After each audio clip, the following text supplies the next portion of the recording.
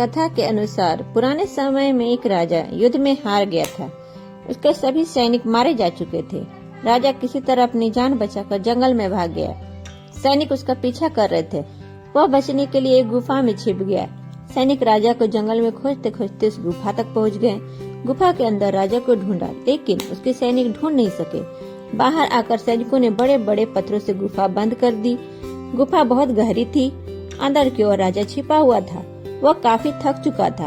भूख प्यास की वजह से बेहाल हो रहा था। उसके शरीर में ताकत भी नहीं बची थी। शत्रु सैनिक गुफा बंद करके वहां से चले गए तो राजा अंदर बैठा बैठा सोच रहा था कि अब तो उसका जीवन खत्म हो गया। वह गुफा से कभी बाहर नहीं निकल पाएगा। राजा निराश हो चुका था।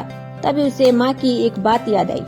उसकी माँ कहती थी कि कुछ तो कर, यूं ही मत मर। ये बात याद आते ही राजा में फिर से ऊर्जा आ गई। उसने सोचा कि कोशिश किए बिना हार नहीं मानना चाहिए।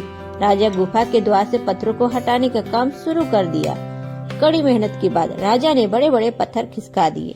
किसी तरह राजा ने बाहर निकलने की थोड़ी सी जगह बना ली थी। राजा गुफा से बाहर निकला और अपने मित्र राजा के पास पहुंच गया। मित्र राजाओं की मदद से उसने शत्रुओं को पराजित कर दिया और अपना राज्य वापस प्राप्त कर लिया।